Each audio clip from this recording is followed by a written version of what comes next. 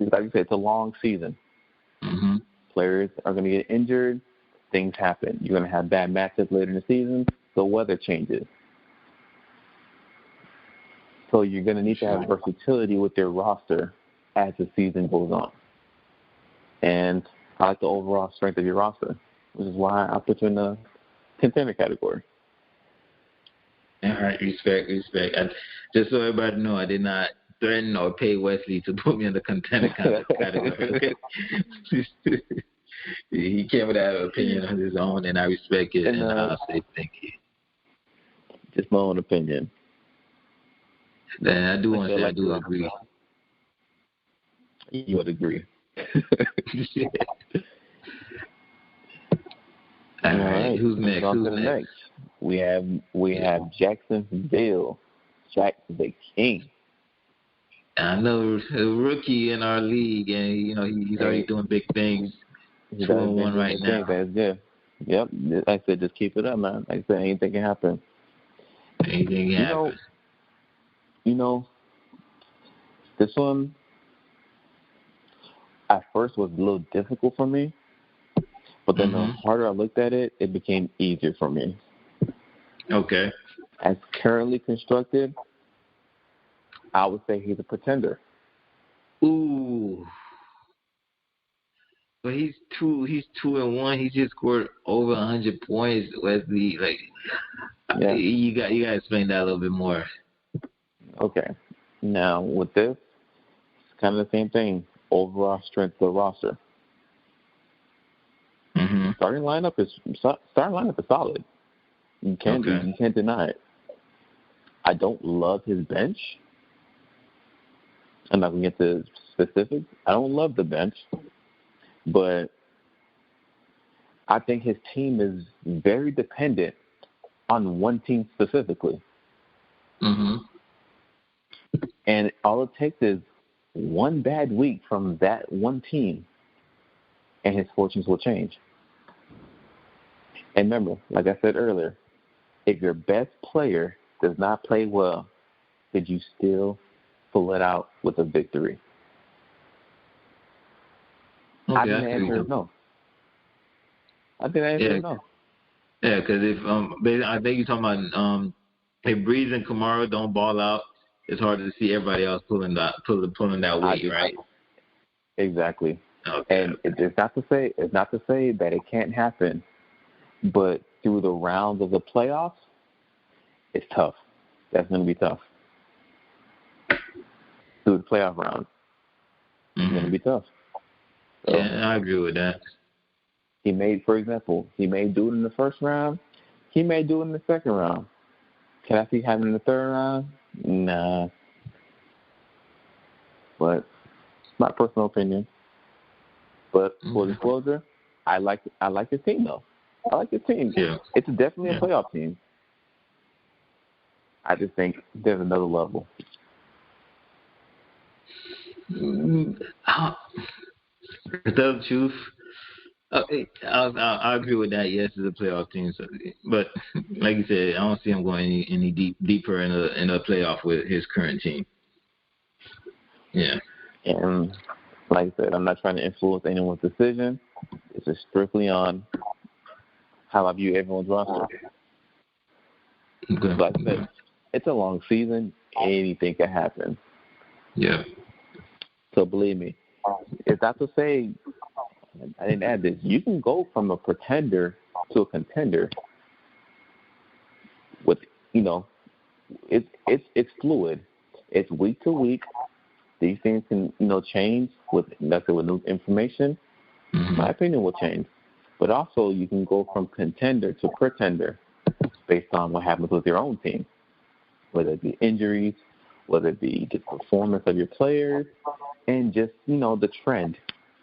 Things change.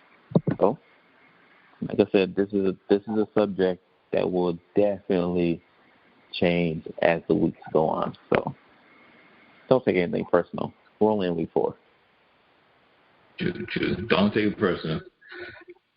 All right, let's move on to who's next. We got Dub. We got Dub. Now you know this was another hard one. I'll let you take a crack at this one. Mm.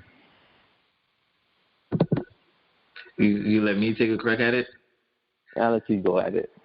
All right. Let me see. Whew. The other team's looking solid. Really solid.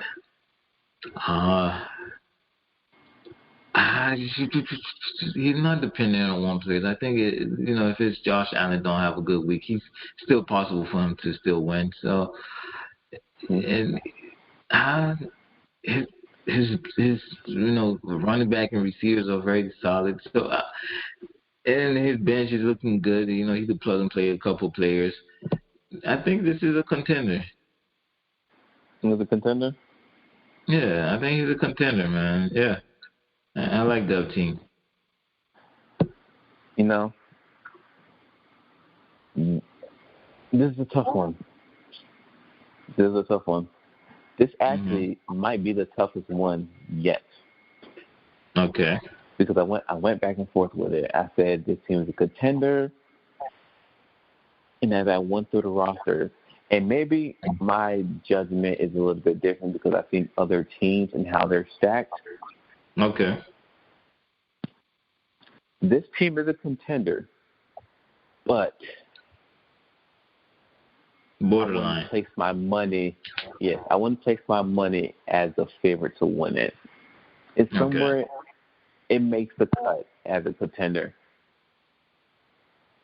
but I'm not as sold. If you get what I'm saying, so maybe I'm even contradicting myself because I don't think the team's a contender. But this team is very reliant on one individual player, which is something I'm very weary of. Okay. But the overall roster is nice, so I'm going to put it as a contender. Okay. All right. So far here, the other team is very borderline contender. He's very borderline. But you're right. I mean, you're right. He is very dependent on his quarterback, but I think, like you said, overall his team is solid. He does have a couple pieces where he could easily plug and play, and if injuries or bye week comes, where that position you won't have to be worried about, trying to find somebody on waiver wire or trade. So that's why I say, yeah, he's a contender. His team is not faking it. Yeah. You definitely go with that. All right. So, we want to jump into, let me see, who's next? Last but not least, Avery Walker, mask on. Let's see. Avery's overall 2-1 right now. Let me see. His team is very. It's not. It's not. It don't give me that contender vibe. Okay. Yeah, it don't give me that contender vibe. He has some nice starters, but it don't give me that contender vibe. So, me personally, I'll go with I'll go with pretender. Okay. I agree with you, but I would say this: he has championship level players, just not a championship level team currently. Okay. But there are individual players on his roster that I love. But individual players, are they strong enough to carry his entire team? I would say no. Are they solid pieces to help form a championship team? Yes. But as it currently sits, I don't think his entire team is championship level at the moment. Okay. And I agree with that. I really do. But Avery, don't feel bad. You're in contender for right now, but Avery, his team, he's always seemed to make it to the playoffs some way, somehow. So let's he's see. gonna find a way in. He's gonna find a way Yeah. in. he certainly will. So. All right, so that's it for the contender pretender segment. So, I can't wait to see the responses. And just as a reminder, we only went over the top 6 because only the top 6 makes the playoffs. That's it. Not that saying that the rest of the owners don't matter, but it just you'll get your crack at playoffs. Listen, there's some teams right now that's under 500 that will beat some teams at the top. And I agree with that. That is so true. And no, I'm not talking about myself. But not talking about yourself, but there's some other. Like you said, that's right. There's teams out there that's at the bottom right now that can beat some of the teams on top. And definitely. We'll see what happens, and that's those teams that are beatable. That's on the top right now. Those are the pretenders. I'm gonna say this. There's someone right now who's ranked near the bottom. I mean, near the bottom. Who will make a playoff? Ooh.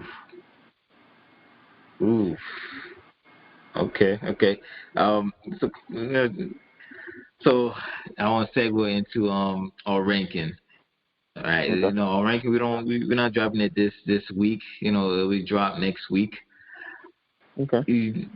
This segment that we just did, a contender pretender. How is it kind of a preview into the rankings? Just not to give away our rankings, but it's just to give them a little something. Does it tie into our rankings a little bit?